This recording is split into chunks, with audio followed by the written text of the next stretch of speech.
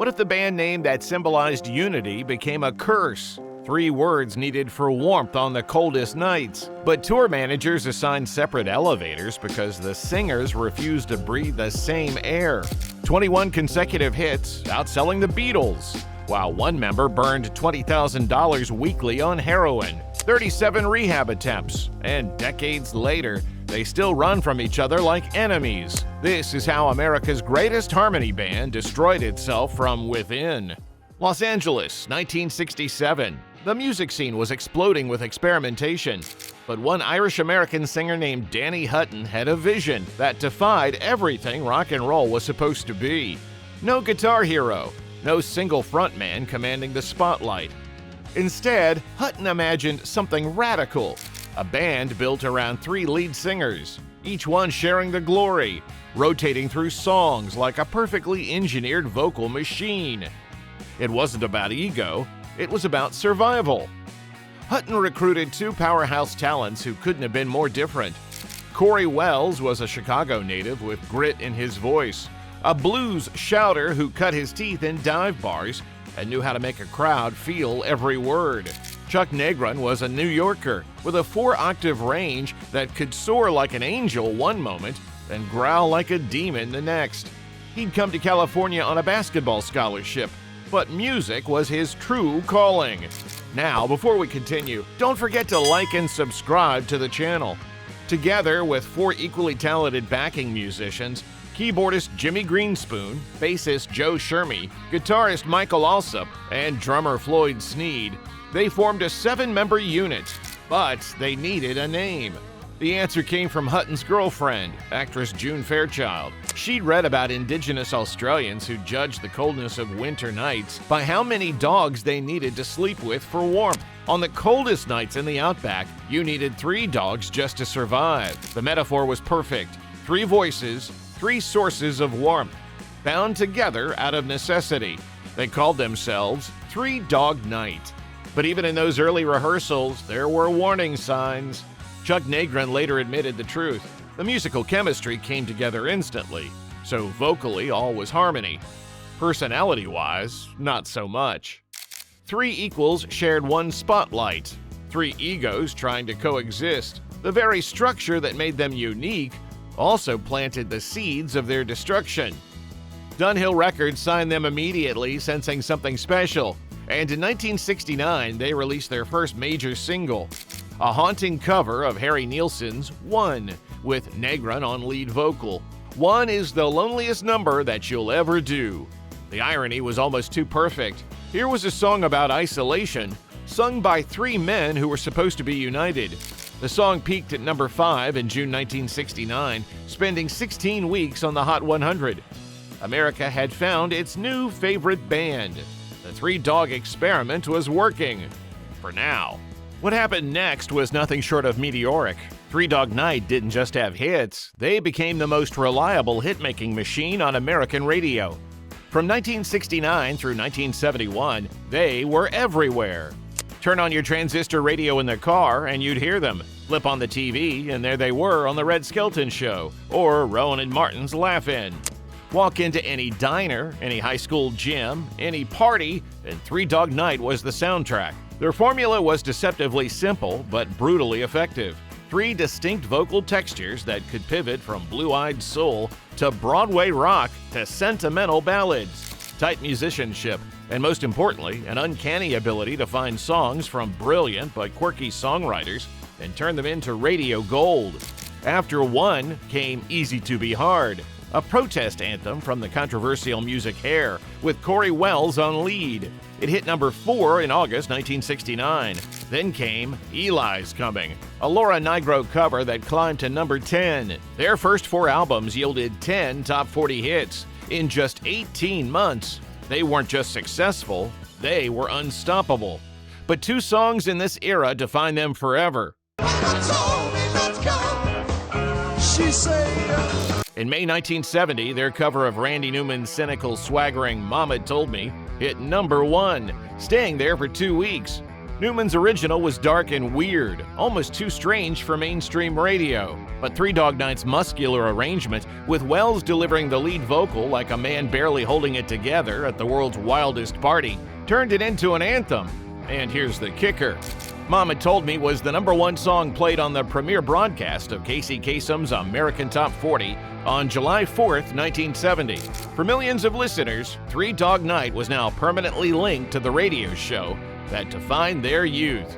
Then came the song that would outlive them all. Jeremiah was a bullfrog! Joy to the World, written by Hoyt Axton with Chuck Negron on lead. The lyrics were goofy, almost childlike, but the emotion was pure, unfiltered joy. In 1971, when the country was exhausted by war and protest and political chaos, Joy to the World offered something desperately needed: communal happiness. Simple, uncomplicated, feel-good music. It stayed at #1 for 6 weeks, and it became the anthem of an entire generation that just wanted to sing along and forget the world's problems for 3.5 minutes. Three Dog Night was now America's premier vocal rock act. They were on top of the world, but the pressure was building. The tours never stopped. The hits had to keep coming. And behind the scenes, the three voices that blended so perfectly on record were starting to fracture. By the early 1970s, Three Dog Night had achieved something almost unthinkable. For a time, they moved more records, sold more concert tickets, and had more top 10 hits than any other recording artist in America. Not just any rock band, any artist. They outsold the Beatles. They outsold the Rolling Stones. They set a Billboard record, 21 consecutive top 40 hits. 3 of them went to #1. For the men who grew up with this music blasting from their car radios on summer nights, this was a point of generational pride. This was their band dominating the airwaves with hit after hit. An old-fashioned love song peaked at #4 in 1971, with Chuck Negron's aching lead vocal capturing the sweet sadness of young romance. Black and White, with Danny Hutton on lead, took an original 1954 song rooted in the civil rights movement and hit #1 in 1972. And Shambhala, with Corey Wells delivering a spiritual escapist performance, peaked at #3 in 1973. But beneath this polished professional success was a fault line that was quietly widening. Here's what most people didn't understand. Three Dog Night didn't write their own hits. Not a single one. They were interpreters, not creators. Danny Hutton's genius was his ability to find obscure songs from brilliant songwriters. Harry Nilsson, Randy Newman, Paul Williams, Hoyt Axton, Laura Nigro, and turn them into mainstream gold. It was a brilliant business model, but it came with a cost. Critics dismissed them as a hit-producing corporation in mod clothing, rather than serious artists. While this didn't matter to the fans, it gnawed at the band. The three vocalists were trapped in a relentless cycle. Deliver a hit every 3 months, tour until you collapse, record the next album, repeat. They had no creative outlet, no way to express themselves through their own compositions. They were hired guns, delivering other people's visions.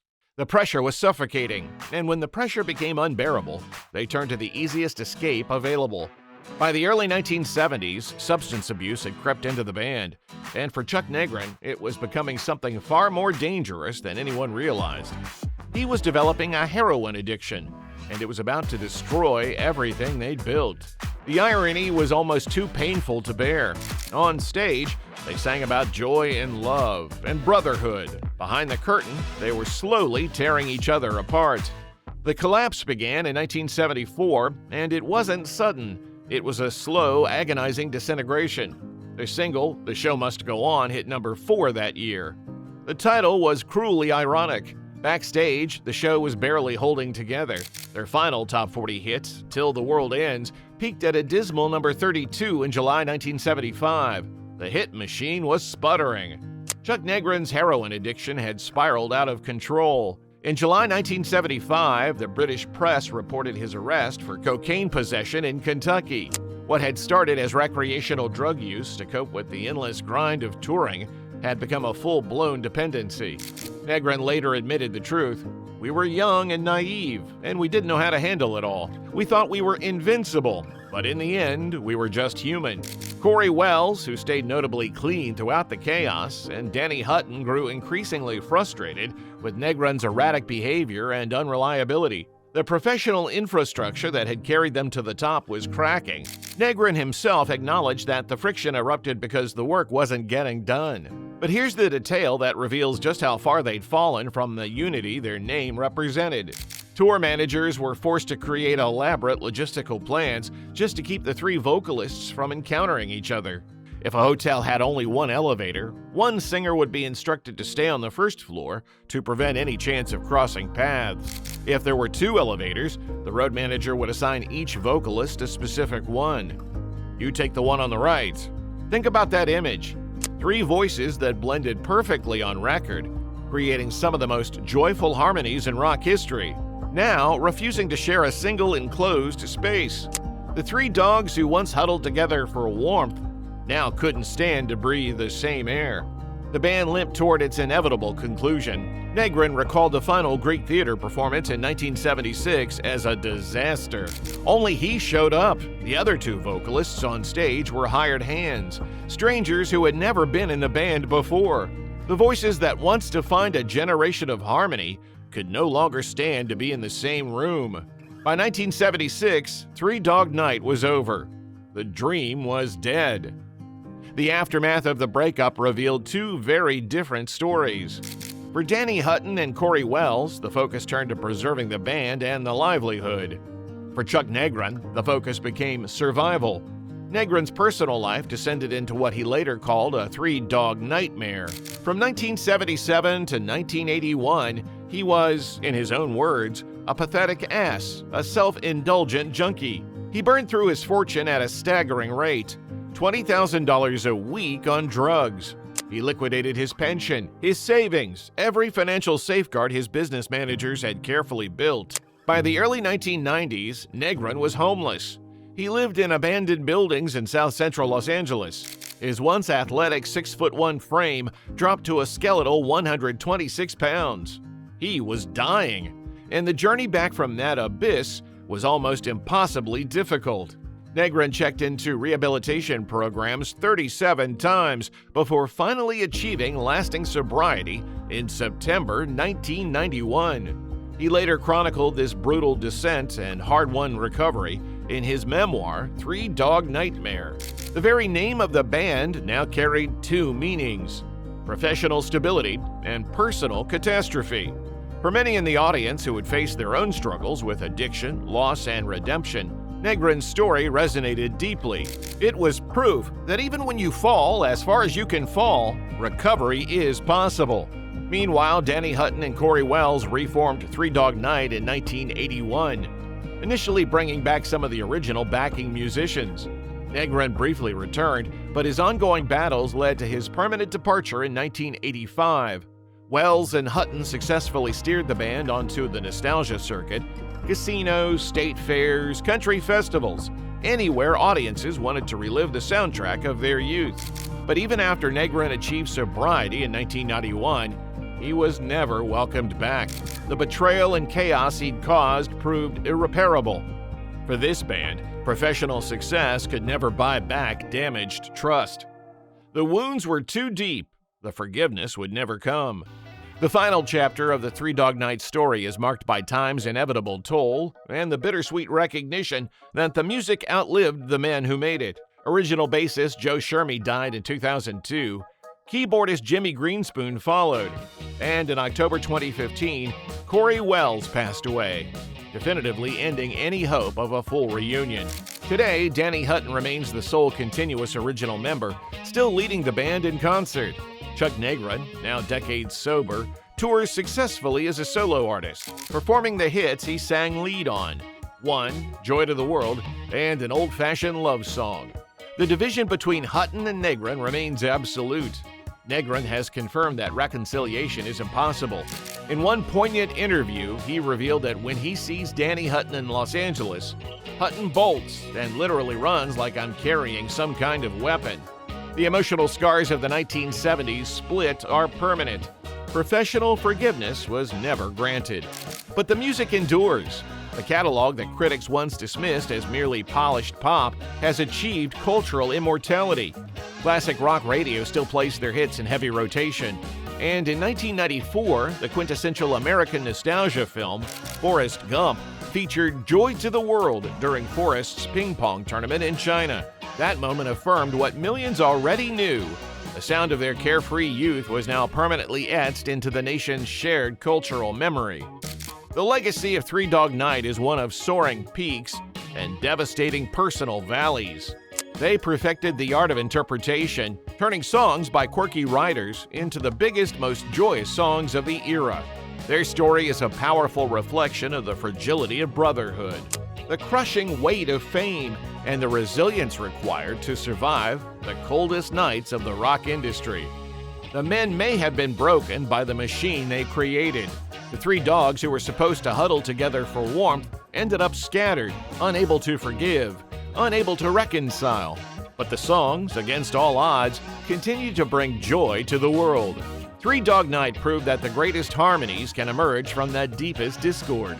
Their story reminds us that success and happiness aren't the same thing, that the music we love often comes at a terrible cost to those who create it.